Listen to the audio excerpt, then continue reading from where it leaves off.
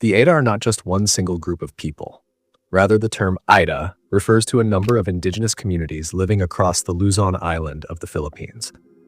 They are part of the larger Negrito population found throughout the Philippines and Southeast Asia. These communities are often recognized by their shared physical characteristics: dark skin, short height, curly to frizzy hair, and a relatively high occurrence of naturally light hair compared to the general population. It's believed that the Aeta were among the earliest people to arrive in the Philippines, long before the Austronesian-speaking populations migrated into the region. However, like many other indigenous groups, the Aeta today have a mix of Austronesian ancestry and speak Austronesian languages. According to the 2010 census by the Philippine Statistics Authority, there were 50,236 Aeta individuals. This number grew slightly in 2015, with 57,707 Aetas recorded in central Luzon, many of whom were living in resettlement areas on the Zambales side of Mount Pinatubo. Most names the Aeta people use for themselves are rooted in Proto-Malayo-Polynesian words, often meaning dark-skinned person.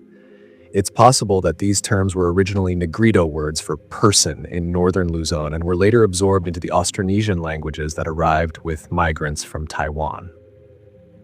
Although often thought of as a single group, Aeta actually includes several distinct ethnic communities that share a hunter-gatherer way of life and common physical traits.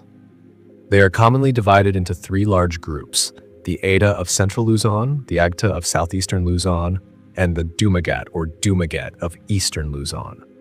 However, these names are not strictly defined and are often used interchangeably. In terms of origin, the Aeta belong to the larger Negrito group of Southeast Asia, which also includes the Semang of the Malay Peninsula and the Andamanese. Genetic studies show that Philippine Negritos are closely related to both prehistoric East Asian populations and to groups like the indigenous peoples of New Guinea and Aboriginal Australians. These populations likely diverged from one another around 40,000 years ago. Among Philippine Negritos themselves, there's a clear genetic split from north to south, pointing to an early divergence after the first humans settled in the archipelago. Remarkably, they also have a high percentage of Denisovan ancestry. Modern genetic studies indicate that the Aeta are descendants of an early East Eurasian population that later gave rise to East Asians and Australasians. Human migration into the Philippines began during the Paleolithic period, roughly 40,000 years ago, with additional waves of migration occurring between 25,000 and 12,000 years ago via the Sundaland land bridges. The most recent wave, involving Austronesian-speaking peoples from Taiwan, took place around 7,000 years ago. The Aeta also show similarities in skull and dental structure with East Asian and Japanese populations, hinting at very ancient links. Despite their ancient roots, modern Aeta people have notable Austronesian admixture, ranging from about 10% to 30%. This is likely the result of interaction and mixing with incoming Austronesian groups. Although they speak Austronesian languages today, many of these languages include vocabulary that is not Austronesian in origin. Meanwhile, non-Negrito Filipinos also carry about 10 to 20% Negrito ancestry, indicating a history of mutual interaction. The Aeta are genetically closest to the Batak people of Palawan. A 2021 study on the genetic makeup of 118 ethnic groups in the Philippines revealed a unique event: an independent mix between Philippine Negritos and Denisovans. In fact, the Aeta Magbucan group has the highest level of Denisovan ancestry found anywhere in the world, between 3% and 9%, which is 30 to 40% higher than that found in Australo-Papuan groups. This suggests the existence of a unique Denisovan population in the Philippines that interbred with the ancestors of the Aeta. Interestingly, the same central Luzon groups, such as the Aeta Magbucan and Aeta Ambala, also show the lowest Austronesian ancestry in the country, around 10% to 20%. When the Spanish colonizers arrived, they had very limited contact with the Aetas, who mostly remained in the mountains. Unlike many other indigenous groups, the Aetas resisted Spanish efforts to relocate them into settled communities, or reducciones. The Spanish introduced a centralized system of land ownership through the Regalian Doctrine, which claimed all land under the crown, including the ancestral territories of the Aeta.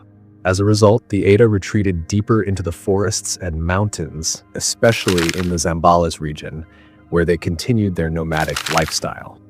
They practiced shifting agriculture, hunted wild animals, gathered honey and plants, and fished in rivers.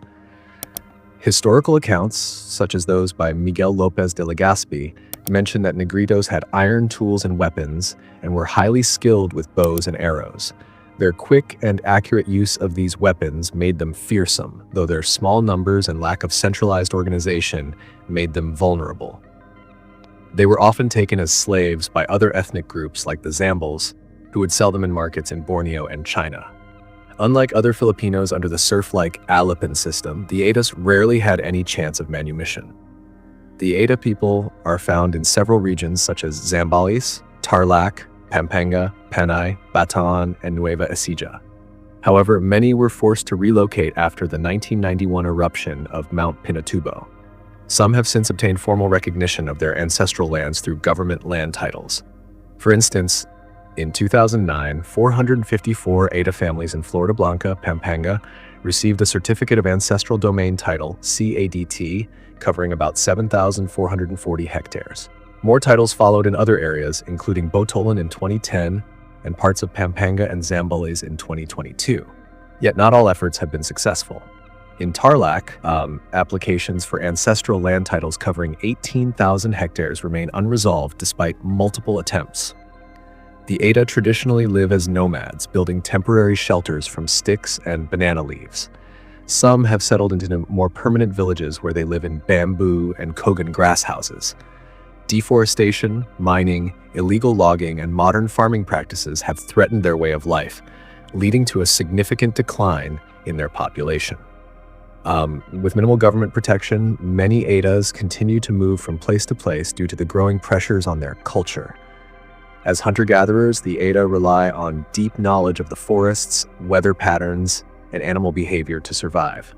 Storytelling is a valued tradition and plays a role in passing down this knowledge. It also promotes social values like cooperation. Dry season is particularly busy with hunting, fishing, and preparing land for planting. Both men and women take part in clearing land, but women usually handle the harvesting and trade more actively. They often sell what they gather or work as field laborers in nearby lowland areas. The rainy season, however, presents challenges due to flooding and limited access to the forests. Aeta communities use traditional tools for hunting, including bows, arrows, knives, and traps. Training starts around the age of 15 for both boys and girls. While men often prefer bows and arrows, women tend to use knives and hunt with dogs in groups. This approach improves efficiency and strengthens social bonds. Fishing and food gathering are shared tasks among genders, and the Aeta lifestyle tends to be more egalitarian than that of many other societies. Although they speak Austronesian languages, these have diverged from their original forms due to isolation and interaction with neighboring groups. The most spoken Aeta languages are Mag-Indi, Mag-Ansi, Abelan, Ambala, and Maraveleno. Depending on the region, Aetas also speak Kapampangan, Ilocano, or Tagalog as their second language. Religious beliefs among the Aeta vary. Some believe in a single supreme being like Apo Na of the Pinatubo Aetas, while others are animists who believe in spirits inhabiting natural features like rivers, mountains, and forests. Forest spirits like Kamana are believed to appear during times of hardship. Prayer is often connected to economic activities. For example, the Aeta perform dances before and after hunting or gathering expeditions, as both a ritual and a form of respect for nature. During the 1960s, American missionaries from the Evangelical New Tribes Mission began preaching to Aeta communities. They offered education and pastoral training, resulting in a significant number of evangelical Christians among Aetas in Zambales and Pampanga today.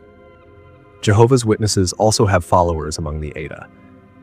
Traditional Aeta clothing is simple. Young women wear wraparound skirts, while elders may wear bark cloth or loin cloths.